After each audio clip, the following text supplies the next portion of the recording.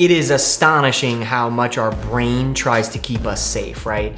In the most safe, simple, straightforward, we have all the modern conveniences and everything else. Our brain is still telling us, oh, go do what's easy. That'll keep you safe. And the reality is if you stay in that safe place, you probably won't really accomplish anything in life and business and whatever it might be. And so you've got to fight off that urgency or that necessity for safety.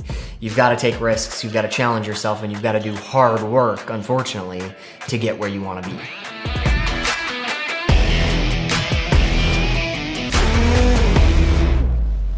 I'm Stephen Taylor, this is WeeklyST, and magically, through all the hard work, for the last 10 years, we've been building a cybersecurity IT support company, and I'm on a mission to live a wholly successful life with hard work. In 30 seconds, when you love this video, please like, share, and subscribe because you're gonna wanna see me every single week. As I commonly do, I think I've always thought of myself as a sponge for knowledge, and so I'm always, watching different videos, listening to different speakers, and consuming content. And one of the things I stumbled on this week was Mark Manson talking about this idea of how to be extraordinary. And in our society and with social media and nowadays, we're exposed to this very slim, but what appears to be the general, population, right? But the reality is it's really slim. The Michael Jordans of the world, the Warren Buffetts of the world, they have worked at their craft, and yes, they are extraordinary. Now, they also focused probably 95% of their time on it every single day for a length of time, 10, 15, 50 years, whatever it might be. And so we're exposed to this, and then we start to think, well, how can I be like that? I should be like that. I need to be like that. It's a bell curve, right? The vast majority of us are ordinary, and that's okay. And if you want to be extraordinary, it's going to take 15, 30 years of you crafting and honing your practice and really working at that, right? To be at the edges. And he just encouraged us to look, it's okay to be ordinary. It's okay to, do really good at what you do in all things that you do too. What's wrong with being a good person at work, being a good human, being a great parent to your kids, and just doing all these things pretty damn well? That should be celebrated too, right? We're not all going to be the Michael Jordans of the world. And I'm often having to be reminded of anything great worth having in life is hard work, right? And I think that either throughout time periods or at a certain maybe stature, we feel like, oh God, now I can rest. Now I can take it easy. Now I can coast. That's not the case. We will always be challenged. It will always be difficult, especially if you're pursuing things in your life that you want to kind of hold to a different standard, right?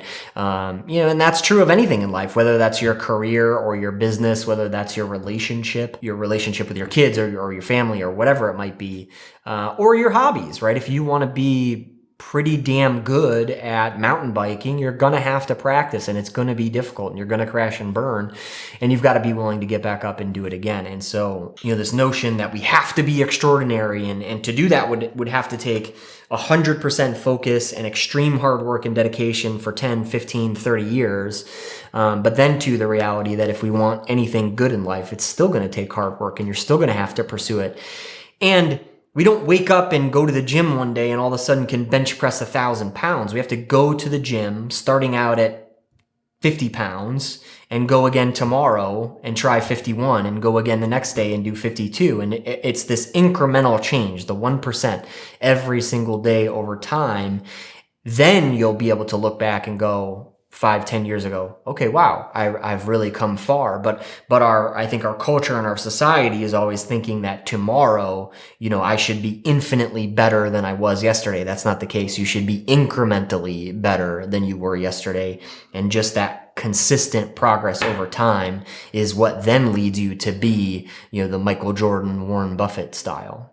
I think it was the bell curve thing was super interesting, right? It was a reminder that of course we're not all going to be hugely amazing at whatever it is that we're trying to do, right? And Mark Manson said it so clearly. He was like, what's wrong with just being ordinary?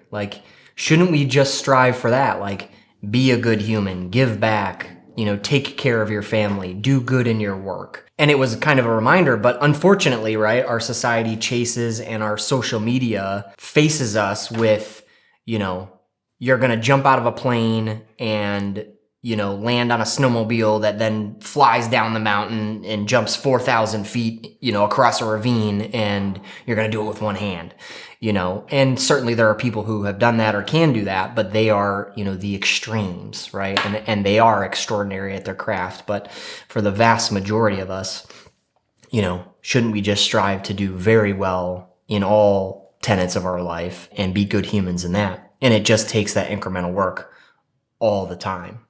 And that's difficult, right? And I think we're all looking for, once if I, when I get there, then it will be easy. And that's just simply not the case. We all think it has to be better. It has to be perfect. It has to be more. And part of that is not so much because we feel that way, it's because we think that everyone else wants us, needs us to do it that way, or that we have to be better than somebody else. And so a big challenge, I think, in our life is being willing to accept and feel proud of the progress that we've made as an individual, not comparing it to everyone else. And this is stuff that I'm calling the Kettle Black.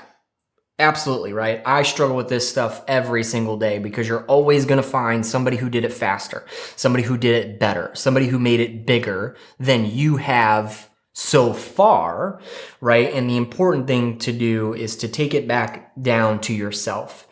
How am I doing today? How am I doing this year? How much have I accomplished in the last, month or year or whatever it might be?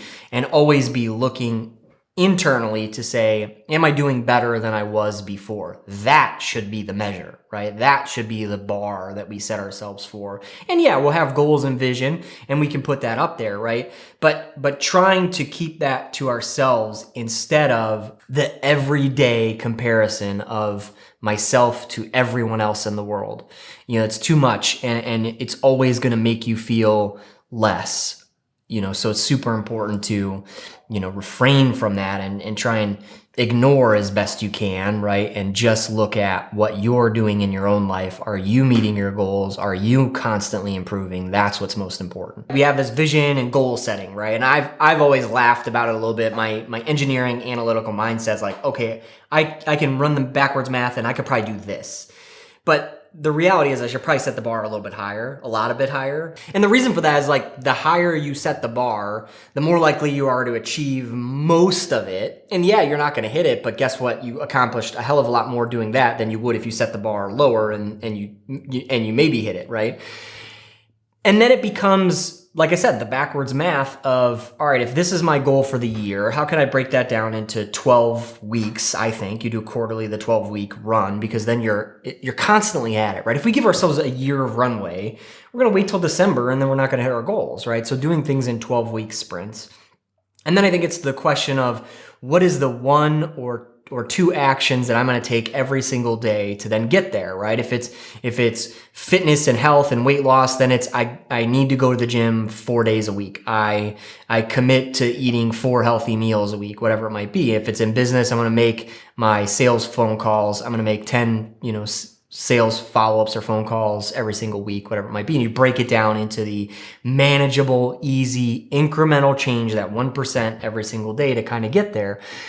But at the same time, it's a total crapshoot too, right? Like things are going to change. You're going to have to adjust. And I think you've got to learn or teach yourself to wake up every single day with, all right, I may have fallen off the horse yesterday, but I'm not going to do it again today. And, this is my vision and this is what I'm going to go after.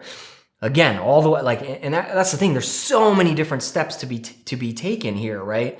All the while ignoring what's on social media, not comparing yourself to everyone else, reminding yourself why you're doing it, bop, bop, bop, bop, bop. Like if we wrote an SOP on this thing, our heads would explode of all the things that are going through our mind and that we're trying to do. And it's hard work, right? But it's getting up or to the best of your ability, getting up every single day and trying your best at it and being patient with yourself, right? A little bit of forgiveness that, yeah, you're not Michael Jordan yet. and that's okay, right? So long as you're doing the things that are pushing you that 1%, incremental change towards your goal. There's always the opportunity for setback, whether self-inflicted or outside of your control, right? But yeah, if you're making progress every day, continuous progress, then you're ahead of that curve of, something could set you back, or even if it does, you say, all right, I'm gonna keep going, right? And life will test us, right? So many times, I think I've set a goal or a vision, or, I've got an idea, and might get off to a good start, or you get a little bit of momentum, and then something happens, something changes, and something affects you, or the world affects you in such a way where I almost have to laugh and remind myself that's the world testing you to see if you're serious, to see if you're willing to keep going and push through the issue or the challenge or whatever it might be to get to the end goal that you're looking for. So I'm often reminded of that challenge too. My question for everyone is, what are you willing to suffer for, right? What are you willing to put in the work for and the dedication for the next 10 to 30 years? What is that vision or that goal that you're willing to suffer for? Let me know in the comments below, and we'll see you next week.